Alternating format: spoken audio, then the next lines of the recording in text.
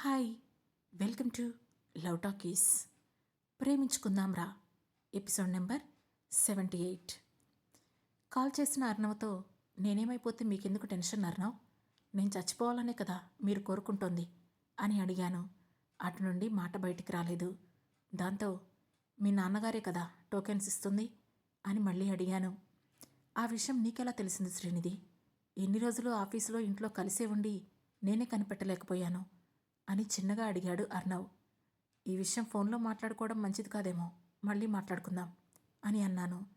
లేదు, నేను మా ఫాదర్తో దీని గురించి మాట్లాడదామని అనుకుంటున్నాను అని చెప్పాడు అర్ణవ్. మీరు మాట్లాడినా నిజాలు బయటికి రావు, వదిలేయండి. నేను అన్నీ క్లియర్గా తర్వాత చెప్తాను, మీరు ఆ తర్వాత మాట్లాడొచ్చు అని తనకు చెప్పి, రేపు మా ఇంట్లో పార్టీ ఉంది, ప్లీజ్ కమ్ అని చెప్పాను. పార్టీ ఫర్ వాట్ అని అడిగాడు అర్ణవ్. వచ్చాక మీకే తెలుస్తుంది అని కాల్ కట్ చేసి వర్క్ కంప్లీట్ చేసుకొని డిన్నర్ చేస్తుంటే లోపలికి వచ్చాడు అశ్విన్. నాకు కావలసిన ఇన్ఫర్మేషన్ కలెక్ట్ చేయమని చెప్పి వాటికి సంబంధించిన పేపర్స్ను అశ్విన్కి ఇచ్చి రేపటికల్లా కావాలి అని చెప్పాను. డన్ మ్యామ్ అని చెప్పి వెళ్ళిపోయాడు అశ్విన్. ఈవెంట్ ఆర్గనైజర్స్ కూడా వచ్చి సైట్ చూసుకొని వెళ్తుంటే అరేంజ్మెంట్స్ అన్నీ సరిగ్గా ఉండాలని చెప్పి నేను రూమ్లోకి వెళ్ళి మళ్ళీ ల్యాప్టాప్ తీశాను. అందులో కనిపించిన మైకేల్ ఫోటోకి ఐ మిస్ యూ అని చెప్పి వర్క్ పూర్తి చేసుకున్నాను. తర్వాత రోజు ఉదయం నుండే హడావుడి మొదలైంది. అటు ఇటు ఇల్లంతా మనుషులు, డెకరేషన్లతో నిండిపోయింది. సాయంత్రం అయింది. ఆకాశంలో నక్షత్రాలన్నీ నేల మీదకి వచ్చేసినట్లే ఉంది ఆ డెకరేషన్ చూస్తుంటే. అక్కడక్కడ తులిప్ ఫ్లవర్స్ చాలా అందంగా డెకరేట్ చేశారు. ఒక స్పెషల్ ఫీలింగ్ వస్తోంది నాకు. గెస్టులందరూ వస్తున్నారు. అందరినీ పలకరిస్తూ అక్కడే ఉన్నారు పీటర్స్ ఫ్యామిలీ. నేను మాత్రం ముఖేష్ ఠాకూర్ కోసం తెగ ఆత్రంగా వెయిట్ చేస్తున్నాను. ఈ బిజినెస్లో పాలిటిక్స్లో డైరెక్ట్ శత్రువులంటూ ఎవరూ ఉండరు. మేబీ మన మిడిల్ క్లాస్ వాళ్ళు ఉన్నంత ట్రాన్స్పరెంట్గా ఏ డబ్బున్న వాళ్ళు ఉండరు. ఎందుకంటే భవిష్యత్తులో ఒకరి అవసరం ఒకరికి వస్తుందని వాళ్ళందరికీ తెలుసు. నేను అనుకున్నట్లుగానే వచ్చాడు మిస్టర్ ముఖేష్ ఠాకూర్ కూడా. అతన్ని కారు చూడగానే గబగబా కిందకు పరిగెత్తుకుంటూ వెళ్ళాను నేను. ఈలోగా మా మామయ్య గారిని హలో పీటర్ అని ఫార్మల్ షేక్ హ్యాండ్ చేసుకొని వెనక నుండి వస్తున్న నా వైపు కళ్ళు తీక్షణత పెంచి చూశాడు Mukesh Thakur. She is Srinidhi, Michael's wife అని చిన్నగా చెప్పాడు తన తండ్రి పక్కనే ఉన్న Arnav. Hello Mrs Michael, shake hand ముందుకు పెట్టాడు ముఖేష్. నమస్కారం చేతులు జోడించి చెప్పాను నేను. చిన్నగా సైడ్ స్మైల్ చేసి లోపలికి వెళ్ళిపోయాడు ముఖేష్ ఠాకూర్. మరీ ఎక్కువ గెలికేశావేమో అని పక్కనే ఉన్న జోసఫ్ చిన్నగా గొనిగాడు. తొక్కలే అని లైట్ తీసుకుంటూ అన్నాను.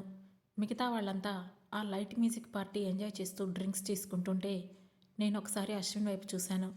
వెంటనే టక్కున లైట్స్ ఆఫ్ అయిపోయాయి. నేను లేచి నుంచొని మైక్ తీసుకున్నాను. హాయ్, హలో, గుడ్ ఈవినింగ్ అని అన్నాను. మనిషిని కనిపించడం లేదు కదా. అటు ఇటు అందరూ చీకటిలోనే నన్ను వెతుక్కుంటున్నారు. చీకటి రాజ్యంలో నిజాలు బయటికి రావాలంటే అక్కడ కూడా చీకటే కదా ఉండాల్సింది. అందుకే ముందుగా మొత్తం కాసేపు కారు చీకటి చేయించాను.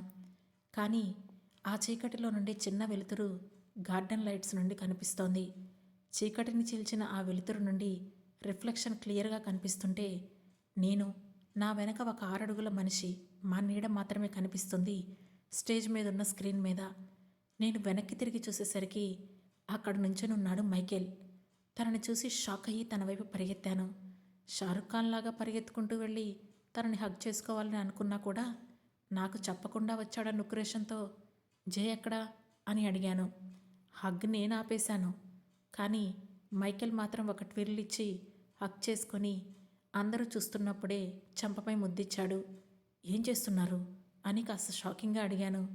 ఏంటి అని కళ్ళెగరేశాడు మైకేల్. అందరూ ఉన్నారుగా అని గొనిగాను. ఉంటే అని అడిగాడు మైకేల్. ఏం లేదులే, మీ సరదా నేనెందుకు కాదంటాను అని అతని భుజాల మీదుగా చెయ్యి వేసి పట్టుకున్నాను. ఇంతలో మమ్మ అని కిలకిలా నవ్వుతూ వెనకే జే వచ్చాడు. జేని కూడా తీసుకొచ్చారేంటి అని చిన్నగా అడిగాను. ఏం ఆన్సర్ చేయకుండా ఇంకొకసారి నన్ను ముద్దు పెట్టి కిందకు దించి నా చేతికి మైక్ అందించాడు మైకేల్. దాంతో జేని ఎత్తుకుని నించున్న మైకేల్ వైపు ఒకసారి చూసి నేను నా స్పీచ్ కంటిన్యూ చేశాను. హాయ్ ఆల్, నేను ఒక చిన్న రీసెర్చ్ చేశాను. దాని డేటాని ఇప్పుడు మీ అందరికీ చూపిస్తాను అని చెప్పి దాన్ని ప్లే చేయమని అశ్విన్ వైపు చూశాను. వెంటనే అక్కడ అరేంజ్ చేసిన ప్లాస్మాలో పిక్స్ స్టార్ట్ అయ్యాయి. నేను స్లైడ్స్ మారుస్తూ, ఇక్కడున్న వాళ్ళంతా టాప్ మోస్ట్ ఫార్మా లీడ్స్. ఇప్పుడిప్పుడే ఫార్మాలోకి ఇండస్ట్రీలోకి అడుగు పెడుతున్న నాలాంటి వాళ్లకు కొన్ని డౌట్స్ ఉన్నాయి. వాటిని మీరే తీర్చాలి. ఇప్పుడు ఎవరికైనా జ్వరం వచ్చిందని అనుకున్నాం. దాన్ని క్యూర్ చేయడానికి ఒక్కటే ఫార్ములా అన్ని కంపెనీస్కి ఉంటుంది. కానీ దాన్ని వివిధ కంపెనీస్ వివిధ రకాల మెడిసిన్స్గా మార్చుకొని మన వరకు తీసుకొని వస్తాయి. వాడే మెటీరియల్ అంతా సేమ్ అయినప్పుడు ఒక మెడిసిన్ ఒకలా మరొక మెడిసిన్ ఇంకోలా ఎందుకు పనిచేస్తాయి? ఇది నా బేసిక్ డౌట్. దీన్ని క్షుణ్ణంగా రీసెర్చ్ చేసి వివిధ సోర్సుల నుండి నేను తీసుకున్న ఇన్ఫర్మేషన్ ఏంటంటే, నాకు తెలిసింది ఒకటే, మెడికల్ మాఫియా. ఈ వర్డ్ ఎప్పుడైనా విన్నారా?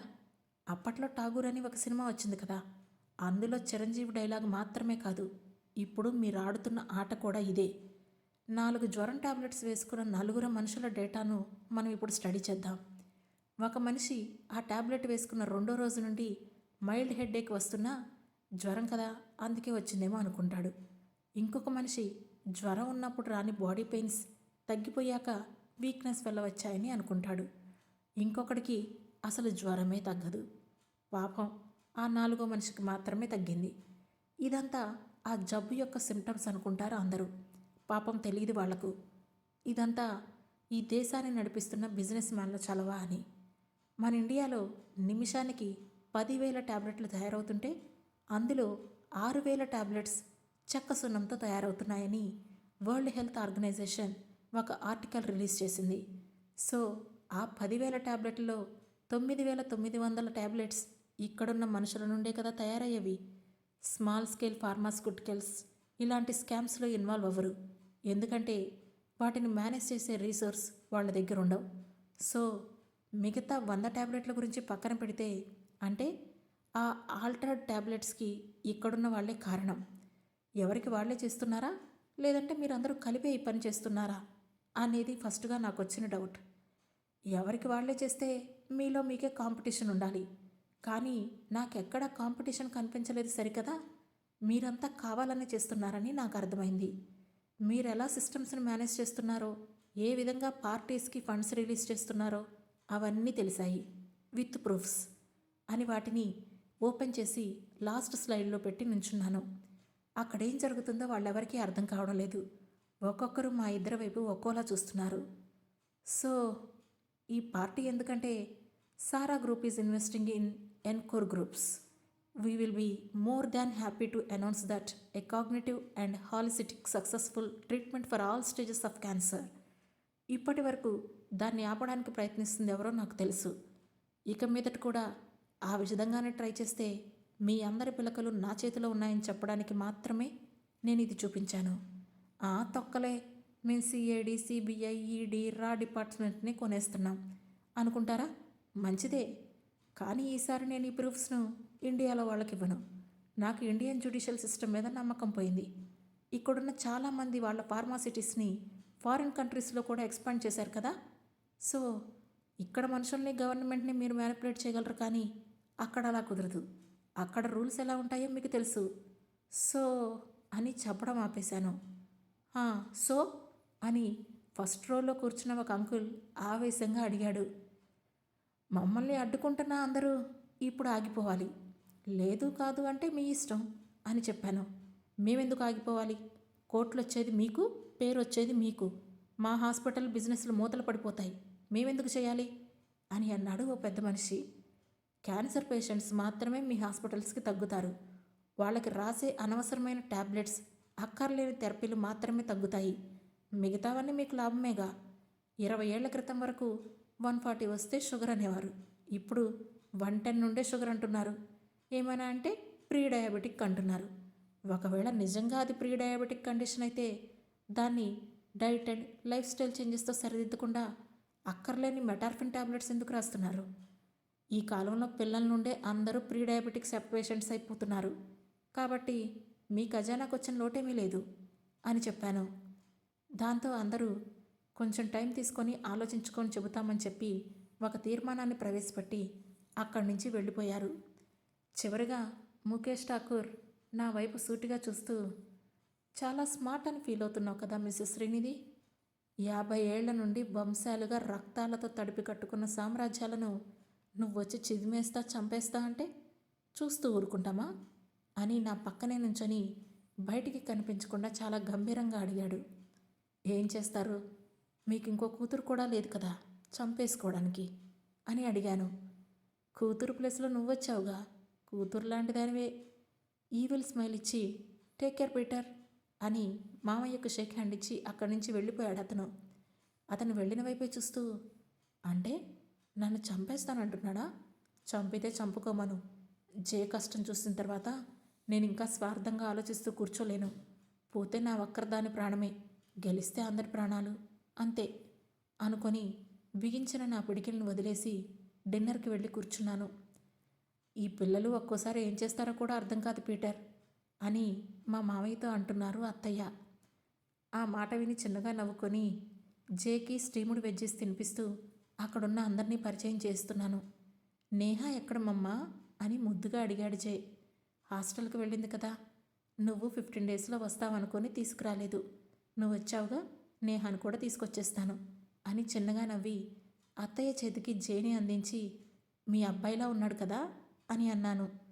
అవును అన్నట్టు నవ్వి జే తలనిమిరి I am your grandmother అని చెప్పారు అత్తయ్య. ఐ నో దాదీ అంటూ అత్తయ్య బుగ్గ మీద ముద్దిచ్చాడు జే.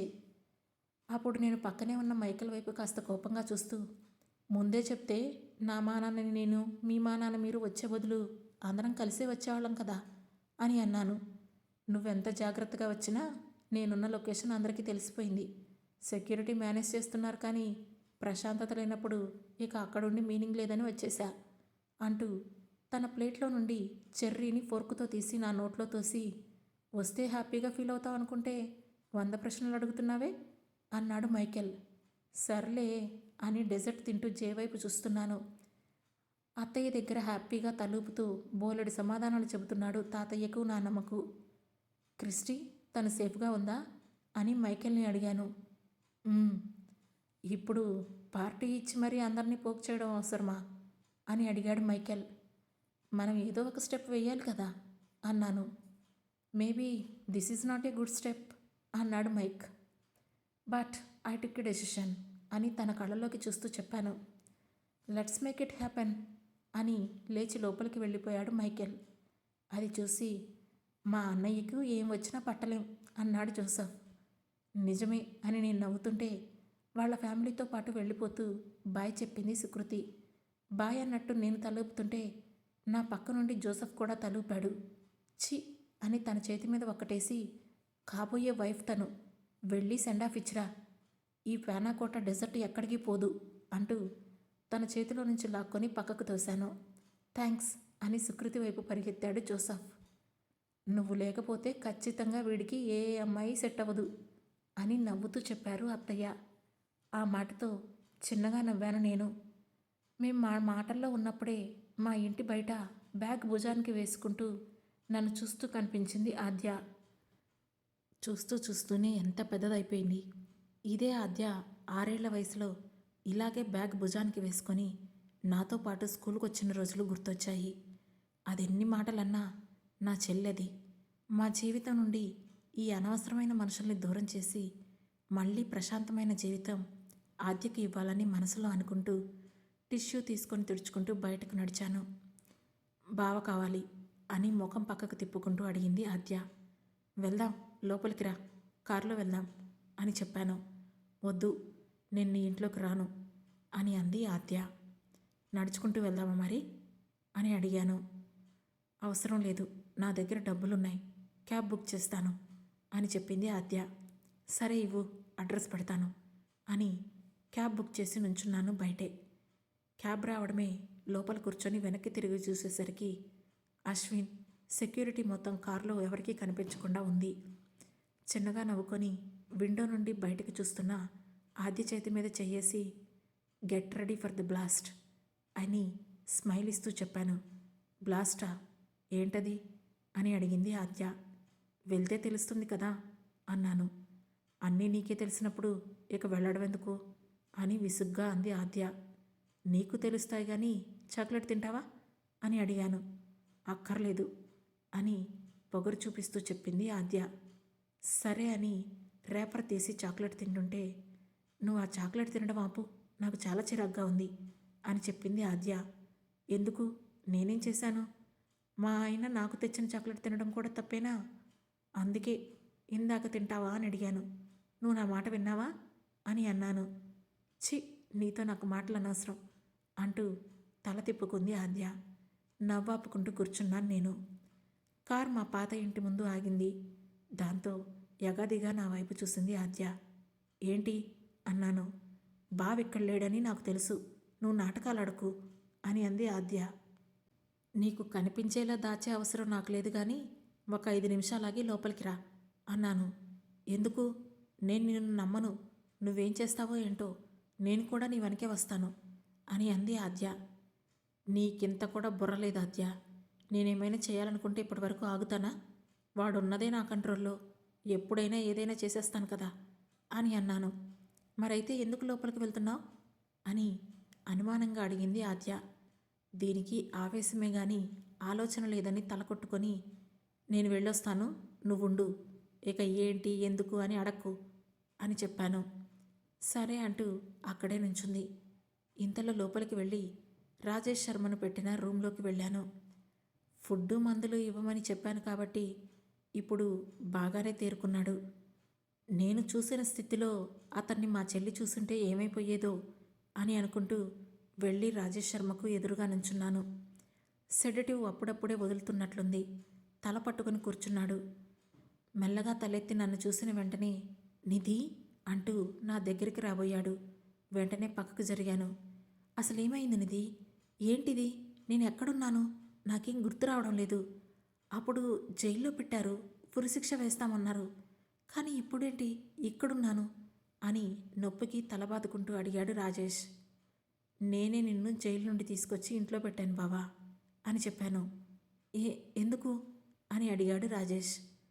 మా ఆయన నన్ను వాడుకొని వదిలేశాడని నీకు తెలుసు కదా బావా అన్నాను. అయితే అన్నట్లు చూశాడు బావా. నాకు ఇప్పుడే కుటుంబం, మన మనుషుల విలువ తెలిసింది. నువ్వు నన్ను ఎంత ప్రేమించావో కూడా నేను రియలైజ్ అయ్యాను. సారీ బావా, నిన్ను కాదని అతన్ని పెళ్లి చేసుకున్నందుకు ఐఎమ్ సో సారీ అని చెప్పాను. అయ్యో నిధి, దానికి సారీ ఎందుకు? అయిపోయిందేదో అయిపోయింది, వదిలే, నీకు నేనున్నా కదా అని ప్రేమను ఒలకబోస్తూ అన్నాడు రాజేష్ శర్మ. ఏమున్నావు బావా నువ్వు? నేను బావా లేవగానే ప్రేమిద్దరం పెళ్లి చేసుకుంటాం, జీవితాన్ని పంచుకుంటామని మా ఇంట్లో చెబితే అందరూ నన్ను తిడుతున్నారు బావా అన్నాను. దాంతో నా వైపు అనుమానంగా చూస్తూ, నువ్వేం మాట్లాడటం లేదు కదా నిధి అని అడిగాడు రాజేష్. ఎందుకు ఆడతాను బావా? నీ విలువ నేను తెలుసుకున్నాను అని ఎలా చెప్పమంటావు అని అడిగాను. సరే సరే, ఏం అవసరం లేదు, నాకు అర్థమైంది. అయినా మీ ఆయనే పెద్ద ఫ్రాడు, వాడికి నువ్వు అక్కర్లేదు, నీ అందమే కావాలి. పోనీలే, తొందరగానే వాడి నేచర్ బయటపడింది అని నవ్వుతూ చెప్పాడు రాజేష్. మైకేల్ని వాడు అంటున్న మాటలకు చంపేయాలన్నంత కోపం వస్తున్నా తమాయించుకొని అవును అన్నట్లు తల్లూపాను. నువ్వేం బాధపడకునిది, నీకు నేనున్నాను అని చెప్పాడు బావా. కానీ అది జరిగేలా లేదు బావా అన్నాను. ఎందుకు అని అడిగాడు బావా. ఆద్యని నువ్వు ప్రెగ్నెంట్ చేశావంట కదా బావా, తన బేబీకి ఫాదర్ నువ్వే అని, మీ ఇద్దరూ ప్రేమించుకుంటున్నారని, నువ్వు నాకు మరిది వరుస అవుతావని, మరిదంటే కొడుకు లాంటి వాడని చెబుతుంది బావా అని అన్నాను. ఏంటి అని ముఖం చిట్లిస్తూ అడిగాడు రాజేష్. నిజం బావా, అందుకే నేనేమైనా నీతో మిస్బిహేవ్ చేస్తానేమోనని నా వెనకే అది కూడా వచ్చేసింది అని చెప్పాను. ఆ మొద్దుకి అంత బుర్ర ఎక్కడి నుంచి వచ్చింది అని దాన్ని లోపలికి పిలువునిది, నేను మొత్తం మాట్లాడి దానితో చెబుతాను అని అన్నాడు రాజేష్. వద్దు బావా, ఇప్పుడు మీ ఇద్దరి మధ్యలోకి నేను రావడం నాకు ఇష్టం లేదు అని అన్నాను. మా మధ్యలోకి నువ్వు రావడం ఏంటి నిధి, అదే మన మధ్యలోకి వచ్చింది, ఆగు అంటూ ఆద్యా అని అరుస్తూ పిలిచాడు రాజేష్. ఇంకా అంత అతి చేసే ఓపిక లేకపోవడంతో వెంటనే ఆయాసం వచ్చి మంచం మీద కూర్చుండిపోయాడు. బావా అంటూ పరిగెత్తుకుంటూ వచ్చేసి బలంగా ఊపిరి తీసుకుంటూనే బావ వైపు నా వైపు కళ్ళు తిప్పి తిప్పి చూస్తూ, అసలు తను చూస్తుంది బావనే అని నమ్మలేక అంతలోనే ఆనందం బాధ కలిపి కళ్ళలో నీళ్లు నింపేసుకొని బావా అంటూ పరిగెత్తుకుంటూ వెళ్ళి గట్టిగా రాజేష్ను పట్టుకుంది ఆద్య. ఆద్య వదులు అంటూ వెంటనే తోసేశాడు బావ. బావా అంటూ స్థానువై చూసింది ఆద్య. ఏంటి అన్నాడు రాజేష్. ఎందుకలా మాట్లాడుతున్నావు బావా అని అనుమానంగానే నా వైపు చూస్తూ అడిగింది ఆద్య. కానీ అంతలోనే సర్లే అవన్నీ పక్కన పెట్టు బావా, మనకి ఒక పాప పుట్టింది, తనిప్పుడు నా దగ్గరే ఉంది అని అది ఇంకా పూర్తి చేయనే లేదు. మనకి పిల్లలు పుట్టే ఛాన్సే లేదు. అది నువ్వు నాతో కన్న బిడ్డ కాదు. నువ్వెవరితో పడుకున్నావో నేను చూశానా అని అడిగాడు రాజేష్. ఆ మాటతో షాక్ అయ్యింది ఆద్య. ఆ తర్వాత ఏం జరుగుతుందో తెలుసుకోవాలంటే వెంటనే మా లవ్ టాకీస్ ఛానల్ను సబ్స్క్రైబ్ చేసుకొని ప్రేమించుకుందాంరా సిరీస్లోని నెక్స్ట్ ఎపిసోడ్ను వినండి. మా ఈ కథ మీకు నచ్చినట్లయితే లైక్ చేసి, షేర్ చేసి, కమెంట్ చేసి, హై పాయింట్స్ కూడా ఇచ్చి మమ్మల్ని సపోర్ట్ చేయండి. Thank you.